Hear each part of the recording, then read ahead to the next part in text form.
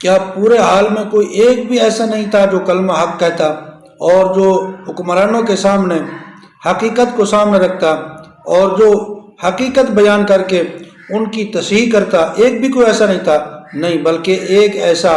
فرزند علماء دیوبند آیا جس نے کلمہ حق ان کے سامنے بیان۔ بسم اللہ الرحمن الرحیم، السلام علیکم ورحمۃ اللہ وبرکاتہ۔ ناظرین و سامعین، کچھ دن پہلے علماء کنونشن منعقد ہوا اسلام آباد میں، جس میں وزیر اعظم پاکستان اور چیف آف آرمی اسٹاف اور علماء مشائخ اس میں جمع تھے اور اس کے اندر کچھ تقاریریں کی گئی۔ آج اس کی میں وضاحت آپ کے سامنے رکھتا ہوں کہ یہ علماء کنونشن، اس میں کیا ہوا اور کیا چیز جو ہے وہ لوگوں کے سامنے نہیں لائی گئی، چھپائی گئی ہے، اور کون اس میں ایسا شخص تھا جس نے حکمرانوں کے سامنے حق بات کہی اور وہ اس دن کا ہیرو بن گیا۔ یہ کوہاٹ کا سپوت کون تھا؟ ناظرین و سامعین، اس سے پہلے میں گزارش کرتا ہوں آپ ہمارے اس چینل عینی حقیقت ٹی وی کو ضرور سبسکرائب کر لیں اور گھنٹی کے بٹن کو دبا لیں تاکہ آپ کے سامنے اس قسم کی حقائق وہ سامنے آتے رہیں۔ تو ناظرین و سامعین، علماء کنونشن منعقد ہوا اور اس میں آپ کو پتہ ہے کہ ہر حکومت یہ چاہتی ہے کہ اس کے سامنے کچھ ایسے لوگ ہوں، کچھ ایسے علماء بھی ہوں اور کچھ ایسے تعریف کرنے والے چہرے ان کے سامنے ہوں جو ان کے کرتوتوں کو چھپا کے رکھیں، جو ان کے برے کاموں کے اوپر پردہ ڈال دیں۔ تو اسی طرح کا ایک کنونشن منعقد کیا گیا جس کے اندر بہت سارے علماء کو لایا گیا۔ اس میں جو چوٹی کے علماء ہیں پاکستان کے، انہوں نے تو بائیکاٹ کیا، جیسے مفتی تقی عثمانی صاحب ہیں، مفتی منیب الرحمان صاحب ہیں، اور اسی طرح اور بھی کئی علماء، مولانا فضل الرحمان صاحب ہیں، انہوں نے اس سے بائیکاٹ کیا اور اس میں وہ بالکل نہیں ہے۔ باقی کچھ علماء جو حکومت کی طرف سے بلائے گئے تھے وہ ضرور اس میں آئے۔ اس کنونشن میں ایک عینی شاہد ہے جس نے اپنی آنکھوں سے اس احوال کو مکمل دیکھا ہے، وہ اپنا تذکرہ کر رہا ہے۔ اس نے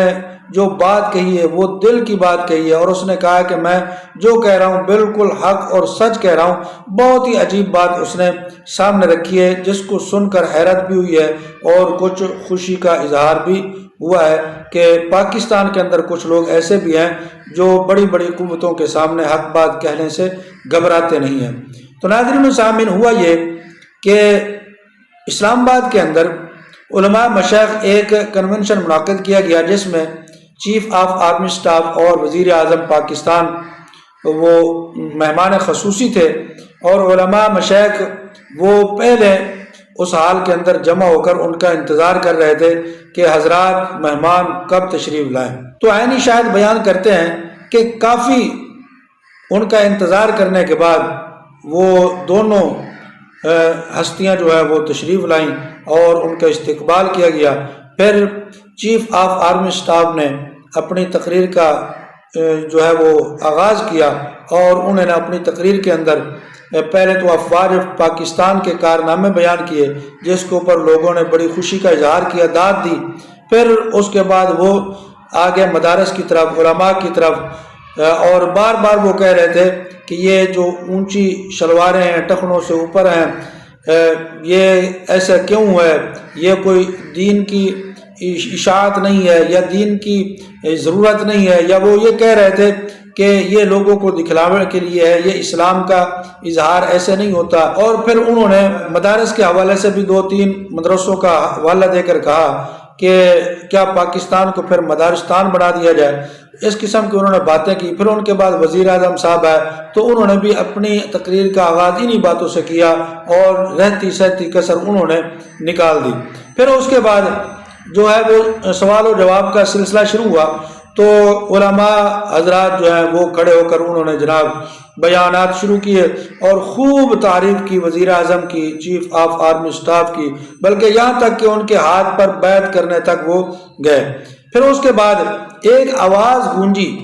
اس حال کے اندر، جس آواز کو بہت سارے لوگوں نے دبانا چاہا، لیکن وہ آواز اتنی گونج رہی تھی، اتنی طاقت سے وہ آواز تھی کہ وہ آواز وزیر اعظم اور جو چیف آف آرمی اسٹاف ہے ان کو اپنی طرف متوجہ کرنے کے لیے بہت زیادہ تھی۔ جب وہ سارے لوگ ان کی طرف متوجہ ہوئے تو پھر انہوں نے اپنی بات کا اظہار کیا اور انہوں نے کہا کہ چیف آف آرمی اسٹاف آپ اپنی تصحیح کریں، یہ شلوار ٹخنوں سے اوپر رکھنا یہ شاعر اسلام میں سے ہے، اور آپ جو کہہ رہے تھے کہ مدارستان بنا دیا جائے، آپ نے مدرسوں کو کیا دیا ہے؟ آپ نے مدرسوں کو کچھ نہیں دیا، مدرسوں نے آپ کو بہت کچھ دیا ہے۔ آپ کی یونیورسٹیاں جن کے اوپر حکومت اپنی پتہ نہیں کتنی جو ہے وہ انویسٹمنٹ کر رہی ہے، پیسہ لگا رہی ہے، اور یونیورسٹیوں نے اسلام کو کیا دیا ہے، پاکستان کو کیا دیا ہے؟ معاشی طور پر جتنا کمزور یہ یونیورسٹیاں کر رہی ہیں پاکستان کو، کوئی اور نہیں کر رہا۔ تو تالیوں سے پورا حال گونج اٹھا جب انہوں نے یہ الفاظ کہے۔ چیف آف آرمی اسٹاف بار بار استغفار کرتے رہے اور کہتے رہے میرا مطلب یہ نہیں تھا، لیکن ان کی آواز کسی کو سنائی نہیں دے رہی تھی، اتنی آواز تالیوں کی تھی، اس کی گونج میں جو ہے وہ جنرل صاحب کی آواز بالکل ہلکی نظر آ رہی تھی۔ تو پھر ہوا کیا کہ اتنا بڑا علماء مشائخ کانفرنس اور کنونشن پھر اختتام پذیر ایسے ہوا، یہ جو اٹھنے والی آواز تھی یہ فرزند دیوبند کی تھی، یہ کوہستان کا ایک سپوت تھا جس کا نام مولوی ولی اللہ توحیدی تھا، انہوں نے یہ آواز اٹھائی اور ایسے جرت مندانہ انداز میں یہ آواز اٹھائی کہ لوگ حشاش کر بیٹھے۔ اور دیکھنے میں آیا کہ باہر جب لوگ نکلے، آئینی شاید کہتے ہیں جب ہم باہر نکلے تو ہمیں خوشی کا اظہار ہوا، ہمارا دل مسرت تھا، خوش تھا کہ چلو کسی نے تو حق بات ان کے سامنے کہی۔ باقی جتنے لوگ تھے وہ سارے کے سارے ان کی تعریفوں میں لگے ہوئے تھے، کسی نے کوئی ایسی بات نہیں کی کہ جس سے ان کی تصحیح کی جاتی۔ تو شکر ہے کہ کسی ایک بندے نے تو ایسی بات کہی۔ پھر ہم نے دیکھا کہ باہر ہر مسلک کے بندے جمع تھے اور وہ جمع ہو کر ان کا استقبال کر رہے تھے اور توحیدی صاحب کو کندھوں پر اٹھا رہے تھے، سیلفیاں لے رہے تھے۔ تو یہ اس دن کے ہیرو بن گئے، اور ایسے لوگ صرف دنیا کے ہیرو نہیں ہوتے بلکہ جو ایسی بات کہتے ہیں حکمرانوں کے سامنے اللہ ان کو آخرت میں بھی ہیرو بنائے گا۔ تو اس لیے میرے بھائی پاکستان کے اندر انہی لوگوں کی وجہ سے آج جو ہے وہ اسلام قائم ہے۔ آج جو اللہ اللہ کہنے والے جو ہیں وہ اپنی آزادی سے اللہ اللہ کہہ رہے ہیں، آج مدارس آباد ہیں ان قسم کے لوگوں کی وجہ سے، مسجدوں میں آپ کو نماز پڑھنے دی جا رہی ہے اس قسم کے لوگوں کی وجہ سے۔ اگر سارے ہی چاپلوس بن جاتے، سارے ہی حکومت کے سامنے ان کی تعریفیں کرنے والے بن جاتے تو پھر حکومت چند دنوں کے اندر ہی ان لوگوں کو صفحہ ہستی سے مٹا دیتی، لیکن ایسے لوگوں کی وجہ سے وہ مجبور ہیں